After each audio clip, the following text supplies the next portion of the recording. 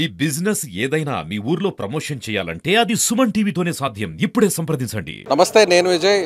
ప్రతి సందర్భంలో కూడా సామాన్యులకు కష్టాలు వచ్చినప్పుడు నేనుంటానంటూ ముందుకొస్తున్నారు యువనేత లోకేష్, మంత్రి లోకేష్. అయితే ఇప్పుడు అస్సాంలో అక్కడ డ్యూటీ చేస్తున్నటువంటి ఒక పారామిలిటరీకి సంబంధించిన జవాన్ ఒక సెల్ఫీ వీడియో చేశాడు. సెల్ఫీ వీడియో చేసి తనకు సంబంధించినటువంటి పొలాన్ని కొంతమంది కబ్జా చేశారు, తిరిగి వారి చెర నుంచి విడిపించాలంటూ కూడా ఒక సెల్ఫీ చేసి సోషల్ మీడియాలో పెట్టడంతో ఆ వీడియో వైరల్ అయింది. స్వయంగా లోకేష్ గారు ఆ వీడియోని చూసి అతన్ని కాంటాక్ట్ చేయడం జరిగింది. న్యాయం చేస్తానంటూ కూడా లోకేష్ గారు కూడా సోషల్ మీడియాలో రిప్లై ఇచ్చారు. సో లోకేష్ గారిని కలవడం కోసం మహానాడుకు మోహన్ వచ్చారు. ఏం జరిగిందో తన మాటలోనే తెలుసుకుంది. ఏం జరిగింది? నమస్తే అన్న, నా పేరు మోహన్. నేను పారామిలిటరీలో వర్క్ చేస్తున్నాను.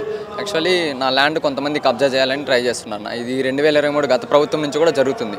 అయితే నేను ఏ పార్టీని విమర్శించలేదు ఎప్పుడు. వాళ్ళు ఎవరైతే ఇంతకుముందు కబ్జా చేశారో వాళ్ళు ఈ ప్రభుత్వం వచ్చిన తర్వాత కూడా కొంతమంది వ్యక్తులతో వాళ్ళకున్న డబ్బు సాయంతో పలుకుబడి యూజ్ చేసుకొని అలాగే కబ్జాలు చేసుకుంటూ వచ్చారన్న. ఈసారి కూడా ఏమైందంటే లాస్ట్ ఇయర్ అక్టోబర్ ఆ సమయంలో నేను జమ్మూ ఎలక్షన్స్లో ఉన్నాను. ఆ టైంలో మా అమ్మ మా నాన్నని మేము ఎవరం లేము, మా ఇద్దరే అమ్మ మా నాన్న ఇద్దరే ఉంటారు ఇంట్లో. వాళ్ళని కొట్టి వాళ్ళ మీద కేసు కూడా పెట్టారనమాట. ఎఫ్ఐఆర్ కూడా ఫైల్ అయింది. అప్పుడు నాకు తెలిసి నేను చాలా బాధపడ్డానన్న. ఇంకా చేసేదేం లేక ఆ తర్వాత ఎలక్షన్స్ అయిపోయిన తర్వాత ఇంటికి వచ్చి కూడా చాలా వరకు ట్రై చేశాను. అప్పటికే జరగాల్సిన నష్టం జరిగిపోయింది. నా ల్యాండ్ కొంత కబ్జా చేశారు. అండ్ నా ఏదైతే నేను సెరికల్చర్ షెడ్ ఒకటి ఉండేది, ఆ సెరికల్చర్ షెడ్ పక్కన ఒక పందిరి వేసుకున్నాను. ఎక్కడ అది ప్లేస్, ఎక్కడ అది నియోజకవర్గం, ఎక్కడ ప్లేస్, డీటెయిల్స్ అన్న? అది రామసముద్రం మండలం మదనపల్లి నియోజకవర్గం, అరికెల పోస్టు. మా గ్రామం వచ్చి చిట్టెమారిపల్లి గ్రామం అన్న. ఏదైతే మా గ్రామంలో మేము ఒక సెరికల్చర్ షెడ్ నిర్మించుకున్నాం. ఆ షెడ్ పక్కలో దానికి నీడగా ఒక పందిరిని వేసుకున్నాం. ఆ పందిరిని మా సెటిల్మెంట్ ల్యాండ్ అన్నది. ఏమాత్రం వారసత్వంగా వస్తున్న భూమి, ఏమాత్రం ఎంఆర్ఓ మేడంగాడు కూడా అసలు ఏమాత్రం లెక్క చేయకుండా సెటిల్మెంట్ ల్యాండ్ అనేసి మాకు నోటీసులు కూడా ఇవ్వకుండా వచ్చి మా పందిరిని వచ్చి దొబ్బేశారు. అసలు ఏమాత్రం మాకు ఇంటిమేషన్ చేయలేదు. దొబ్బేయడంతో మేము చాలా బాధపడి కలెక్టర్ గారిని సంప్రదించాం. 11వ తేదీ 11వ నెల 2024 నాడు ఆమెను పిలిచి మా ముందరే, మేడం ఇలా సెటిల్మెంట్ ల్యాండ్లో మీరు ఇలా వెళ్ళి దొబ్బేయడం చాలా దుర్మార్గము, మీరు ఏదైతే చేశారో ఆ తప్పుని సరిదిద్దుకోండి, వెళ్ళి ఎలా ఉన్న పందిరిని అలా నిర్మించండి అని ఆమెకు చెప్పారన్న. అయితే ఇప్పుడు ఈ దగ్గర 6 నెలలు అయిపోయి వస్తుంది. ఇప్పుడు కూడా ఆమె ఆ పందిని పూర్తిగా నిర్మించి మాకు ఇవ్వలేదన్న. సో మీరు ఒక వీడియో చేసి పంపించారు, సోషల్ మీడియాలో కూడా పెట్టారు. అది ఎక్కడి నుంచి పెట్టారు, ఎవరిని కోరుతూ మీరు ఆ రిక్వెస్ట్ పెట్టడం జరిగింది? అన్న, నేను అప్పుడు అస్సాంలో ఉన్నాను. సో ఈ ఆపరేషన్ సింధూర్ జరుగుతుండడం వల్ల మాకు లీవ్స్ అన్నీ బంద్ చేశారనమాట. సో యాక్చువల్లీ నేను అప్పుడు లీవ్ రావాలనుకున్నాను. ఎందుకంటే నా ల్యాండ్ని కబ్జా చేస్తున్నారు, ఎవరో నాకు హెల్ప్ చేయకపోవడం వల్ల నేను హైకోర్టు నుంచి ఆర్డర్స్ తెప్పించుకున్నాను, రిట్ పిటిషన్ వేసాను. ఎందుకంటే రెవెన్యూ వాళ్ళే కొంచెం అవకతవకలు చేస్తుంటే మా రామసముద్రం మండలం వాళ్ళకి సంబంధించిన వాళ్ళు. సో నేను రిట్ పిటిషన్ వేసి నా ల్యాండ్ కొలవాలని చెప్పేసి నేను వాళ్ళకి నోటీసులు పంపించాను. సో దాని ప్రకారం వాళ్ళు కొలవడానికి వచ్చారు. కొలవడానికి వస్తే ఆపోజిట్ వాళ్ళు ఎవరైతే కబ్జా చేయడానికి ప్రయత్నించారో వాళ్ళ దగ్గర ఎలాంటి డాక్యుమెంట్స్ లేవు. నా పక్కా డాక్యుమెంట్స్ ఉన్నాయి. ఒకటికి 10 సార్లు కావాలంటే మళ్ళీ ఇప్పుడు చెప్తున్నాను, వెరిఫై చేసుకోండి. వాళ్ళకి ఏ హక్కులు లేని వాళ్ళు వచ్చి అబ్జెక్షన్ చేస్తున్నారనేసి. సమస్య అంతా కూడా ఓకే. మీరు ఎవరికి ఈ సమస్యని సోషల్ మీడియాలో ఎవరికి ఉద్దేశిస్తూ మీరు పోస్ట్ చేశారు, మీకు ఎలాంటి రెస్పాన్స్ వచ్చింది? అలాగే ఇప్పుడు ఇక్కడికి ఎందుకు వచ్చారు అన్న? సోషల్ మీడియాలో నాకు లోకేష్ గారి నుంచి మరియు ముఖ్యమంత్రి వర్యులు మన చంద్రబాబు నాయుడు గురించి నాకు హెల్ప్ కావాలని అడిగాను. సో వాళ్ళు రెస్పాండ్ కూడా అయ్యారు. నాకు సాయం చేస్తాననేసి నాతో మా ఎమ్మెల్యే గారు మాట్లాడారు. మరియు పార్టీ ఆఫీస్ నుంచి కూడా నాకు ఫోన్లు వచ్చి మాట్లాడారు, సమస్య తీరుస్తామని చెప్పి. సో ఎమ్మెల్యే గారు మా గ్రామానికి వచ్చి 3 డేస్లో 13వ తేదీ ఎగ్జాక్ట్గా 3 డేస్లో నా ల్యాండ్ సర్వే చేయిస్తా అని చెప్పారన్న. అయితే ఇప్పటి వరకు అక్కడ చర్యలు అయితే ఏమాత్రం చేపట్టలేదు. సోషల్ మీడియాలో పోస్ట్ పెట్టావు, ఎవరు పెట్టావు? నువ్వు సెల్ఫీ వీడియో తీసి పెట్టావు కదా? అవునన్న, అది లోకేష్ గారికి మరియు మన చంద్రబాబు నాయుడు గారికి పెట్టాను. ముఖ్యంగా లోకేష్ గారు స్పందిస్తే ఖచ్చితంగా నాకు న్యాయం జరుగుతుంది.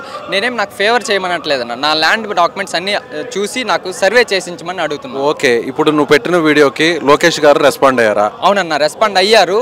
నాకు న్యాయం చేయమని చెప్పారు. అయితే కిందున్న అధికారులు కాకపోవచ్చు, కిందున్న కొంతమంది నాయకులు వాళ్ళకున్న పలుకుబడితో ఆపోజిట్ వాళ్ళకి హెల్ప్ చేయడం వల్ల నాకు ఏమాత్రం న్యాయం జరగట్లేదన్న. Right, okay. ఇప్పుడు ఇక్కడికి ఎందుకు రావడం అన్న? లోకేష్ గారు స్పందించారు, కాకపోతే నాకు న్యాయం అయితే జరగలేదు. సో అందుకని నేను లీవ్ తీసుకొని నిన్నే వచ్చానన్న. డైరెక్ట్గా ఇక్కడికే వచ్చాను.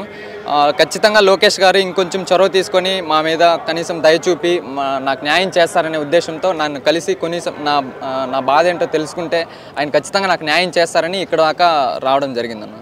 ఓకే, ఇప్పుడు మీరు డ్యూటీలో ఉన్నారా? డ్యూటీకి సెలవు పెట్టి వచ్చారు? లేదు, నా సెలవు తీసుకొని వచ్చాను. నిన్నటి నుంచి నా సెలవు స్టార్ట్ అయింది. కేవలం దీనికోసం వచ్చాను? అవును, కేవలం నా ల్యాండ్ సమస్యను తీర్చుకుందామని వచ్చానన్న. ఇక్కడ లోకేష్ గారు స్పందించిన తర్వాత కూడా నాకు న్యాయం జరగకపోవడంతో నేనే ఒకసారి లోకేష్ గారిని కలిస్తే ఖచ్చితంగా నాకు న్యాయం జరుగుతుందనే నమ్మకంతో రావడం జరిగింది. ఇప్పుడు ఆపరేషన్ సింధూర్ టైంలో ఇప్పటికి కూడా మిలిటరీ పారామిలిటరీ చేసిన సేవలను అంతా దేశం అంతా గుర్తుంచుకునింది. సో ఆ టైంలో వార్ జరిగే టైంలో నువ్వు ఒక పోస్ట్ పెట్టడం నిజంగా అంత బాధ కలిగించేటువంటి ఇష్యూనా ఇది? అన్న నిజమే అన్న, ఎందుకంటే ఇది లాస్ట్ 2023 గత ప్రభుత్వం నుంచి జరుగుతుంది. అయితే ఈ ప్రభుత్వం వచ్చిన తర్వాత లాస్ట్ అక్టోబర్ నుంచి అయితే ఇంకా ఉధృతికి వెళ్ళిందన్న. మా అమ్మ నాన్న మీద కూడా కేసు ఫైల్ చేయడం ఇలా చేస్తూ ఉంటే ఇంకా తట్టుకోలేక చాలా ప్రయత్నాలు చేసాం. ఈవెన్ హైకోర్టుకు కూడా వెళ్ళాం. హైకోర్టు నుంచి ఆర్డర్స్ కూడా తెప్పించుకున్నాం, ఈవెన్ నా భూమి సర్వే చేస్తారని. అప్పుడు కూడా చేయనివ్వట్లేదు. అలానే ఆపోజిట్ వాళ్ళ దగ్గర ఏమన్నా డాక్యుమెంట్స్ ఉన్నాయంటే డాక్యుమెంట్స్ కూడా లేవు. ఎంత భూమి ఇది? ఎంత విస్తీర్ణం అన్న ఇది టోటల్ 6 ఎకరాలు 34 సెంట్లు, మాకు రావాల్సింది 57 సెంట్లే. దాన్ని కొలవమని చెప్తుంటే కూడా సర్వే చేయించనివ్వడం. ఇప్పుడు 57 సెంట్లదే ఇప్పుడు డిస్ప్యూట్ ఉంది. 57 సెంట్లు ఎంత వాల్యూ ఉంటుంది 57 సెంట్లు? గ్రామంలో కాబట్టి నాకు అంత ఎగ్జాక్ట్గా తెలియదు అన్న. ఉండొచ్చు ఒక 20 to 30 lakhs వరకు ఉన్నా ఉండొచ్చు ఖచ్చితంగా. దీని వెనక ఏదన్నా పొలిటికల్ ఇన్ఫ్లుయెన్స్ ఏమన్నా ఉందా? అంటే పేర్లు చెప్పడానికి ఇబ్బంది అయితే ఓకే వదిలే, కానీ ఉందని అనుకుంటున్నాను. ఎందుకంటే ఎమ్మెల్యే గారు 3 daysలో సర్వే చేయిస్తానని చెప్పిన తర్వాత కూడా జరగట్లేదంటే ఈరోజు 15 రోజులు అవుతుందన్న. అయినా కూడా న్యాయం జరగట్లేదంటే ఖచ్చితంగా ఉన్నట్టే అని ఇంకా నేను అనుకుంటున్నాను. ఉంది కూడా అన్న, కానీ నేను చెప్పలేకపోతున్నాను, అర్థం చేసుకో. సో ఇప్పుడు ఆ టైంలో నువ్వు ఒక వీడియో చేసావు కదా, చాలా ఎమోషనల్ అయి నువ్వు వీడియో చేసావు, ఎందుకు చేయాలనిపించింది అన్న? అన్న మేము సరిహద్దుల్లో ప్రాణాలకు తెగించి దేశం కోసం అక్కడ డ్యూటీలు చేస్తుంటామన్న.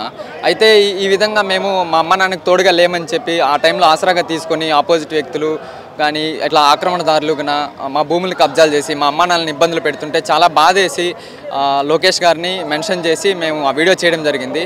ఖచ్చితంగా లోకేష్ గారిని ఇప్పుడైనా కలిసి నాకు న్యాయం జరుగుతుందని కలిస్తే అందుకోసం ఇక్కడికి వచ్చాను. ఇలా నేరుగా మధ్యలో వ్యక్తులు ఎవరు కాకుండా నేరుగా లోకేష్ గారిని కలవాలి, ఆయనకున్న విషయాన్ని అంతా కూడా చెప్పాలనే ఉద్దేశంతో ఇక్కడికి వచ్చారు. అవునన్నారు, కేవలం లోకేష్ గారిని కలిస్తే కానీ నా సమస్య తీరదు. ఎందుకంటే 3 daysలో ఎమ్మెల్యే గారు సర్వే చేయిస్తానని చెప్పిన తర్వాత కూడా 15 రోజులు అవుతుంది, అవ్వలేదు. సో ఇది లోకేష్ గారిని కలిస్తే కానీ నా సమస్య ఖచ్చితంగా తీరదన్న. అందుకనేసి ఆయన కలవడానికే వచ్చాను. రైట్, ఇది మహానాడుకి నేరుగా ఒక మిలిటరీకి సంబంధించినటువంటి పారామిలిటరీకి సంబంధించిన సోల్జర్ మోహన్ వచ్చారు. సో తను సోషల్ మీడియాలో ఒక పోస్ట్ పెట్టాడు, లోకేష్ గారు నా భూమిని కాపాడండి అంటూ. ఆపరేషన్ సింధూర్ టైంలో ఈ మోహన్ ఒక సోషల్ మీడియాలో పోస్ట్ పెట్టడం జరిగింది. వెంటనే లోకేష్ గారు కూడా రెస్పాండ్ అయ్యారు, మోహన్కి న్యాయం జరుగుతుందంటూ కూడా ఆయన హామీ ఇచ్చారు. అయితే కింది స్థాయి ఉన్నటువంటి ఉద్యోగులు అధికారులు వచ్చారు, నామమాత్రంగా వచ్చి వెళ్ళారు తప్ప తమ సమస్యకు పరిష్కారం దక్కలేదు. మళ్ళీ కూడా ఈ విషయాన్ని లోకేష్ గారి దృష్టికి తీసుకురావాలనేటువంటి ఉద్దేశంతోనే నేరుగా మదనపల్లి నుంచి ఇక్కడికి వచ్చాను. అలాగే డ్యూటీకి కూడా సెలవు పెట్టుకొని ఇక్కడికి రావడం జరిగిందని మోహన్ చెప్తున్నాడు.